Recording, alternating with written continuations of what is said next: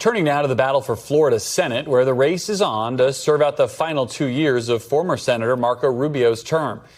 Governor Ron DeSantis appointed former State Attorney General Ashley Moody to the seat when Rubio became Secretary of State. And now 2 Democrats are vying for the chance to challenge her in November. The race once again highlighting the divide in the party between progressives and moderates. Alex Vindman, who served on the National Security Council and was a key witness in Donald Trump's first impeachment, faces progressive state representative Angie Nixon in tomorrow's primary. And joining me now is one of those candidates, Democratic State Representative Angie Nixon. Ms. Nixon, thank you for being with us. You've got one day till Election Day. Thank you for having me. Well, it's our pleasure. What's your closing message to voters as they prepare to go to the polls tomorrow? My closing message to voters here in the state of Florida is that they have the opportunity to do something different, to actually elect a candidate who cares about hardworking everyday people, who's not going to put big business and corporations before the interests of them. And I'm looking forward to actually winning on tomorrow. All right. Well, you've tried to paint your opponent, Alex Vindman, as a career politician, even though you're obviously in the state house and he's not ever run for office before. How do you square that circle? You know, I mean, he's running away from meetings and debates as though he is a career politician. I am someone who is a lifelong Floridian and who's had conversations with thousands of Floridians, and I'm willing to meet people where they are. I've traveled all across this state of Florida having tough conversations, which he has been shown on camera running from. And so that is exactly what career politicians do, like unelected Ashley Moody. She refuses to have in-person town hall meetings, and this is some of the same things that Alex Vindman is doing as well. I've heard from Republicans concerned about Ashley Moody's campaigning style. You recently joined the Democratic Socialists of America. The president and Republicans have been very eager to paint the entire Democratic Party as communists and Marxists. Do you worry that those attacks could resonate in a place like Florida, especially considering all the Cuban-American population there? Look, we can argue all day about people's labels, but at the end of the day, I care about the needs of people. And right now, people are suffering and they're hurting. And unelected Ashley Moody and Donald Trump are so out of touch with everyday people. They are working less and less. And meanwhile, they're getting richer, and hardworking everyday folks are working harder and harder, and they have nothing to show for it. At the end of the day, the people of Florida and this country, they want someone who's going to be open, honest, and transparent.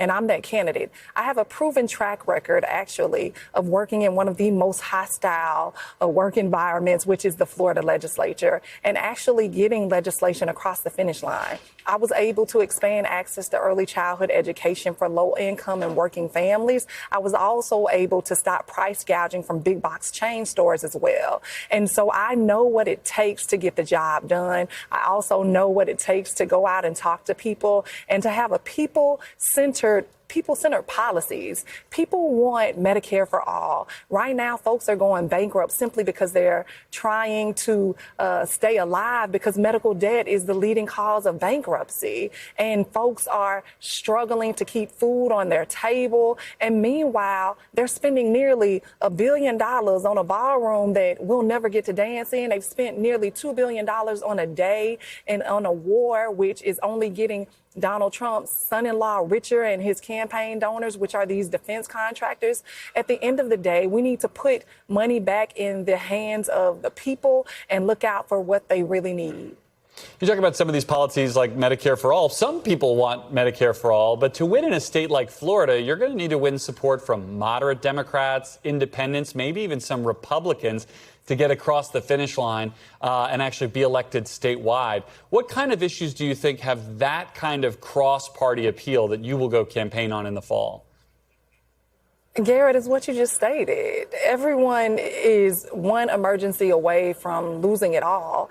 And I'm happy to announce that not only do we have Democrats voting for me in the primary, but we also have MPAs and Republicans that crossed over and changed their party affiliation to vote for me in the primary. They're also volunteering on my campaign and making donations. We have a winning message, and that's apparent by the recent independent poll that came out that showed that I am the strongest Democratic candidate to take take on Ashley Moody in the general election. Look, I have been working in the state of Florida for nearly 2 decades. And before I became a state lawmaker, I was able to help pass policies like increase the minimum wage to $15 an hour, which is set to hit in September.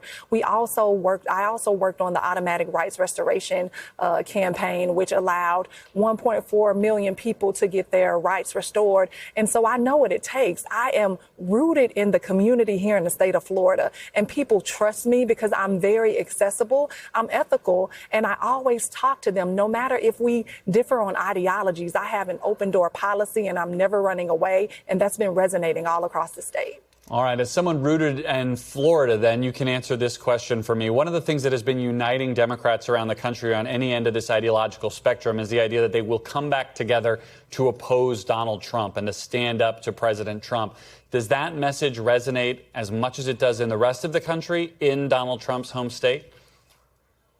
Indeed, in fact, it does resonate. And we're seeing it right now. We've been able to flip seats all across the state of Florida, as well as in Donald Trump's own backyard of Mar-a-Lago. And we are going to flip this U.S. Senate seat because I am the candidate who's willing to talk to people, willing to listen to folks, and also energize a base. I want to be clear. Status quo, quiet, timid leadership will not beat Ashley Moody. It doesn't matter how much money is behind it. What we need is someone who can energize people, who's willing to go knock on every door, make every phone call. And again, I'm a community organizer, a former union organizer. I know what it takes to get the job done. All right, State Representative Angie Nixon, thank you for coming on, and stay safe on the campaign trail. Thank you for having me, Garrett.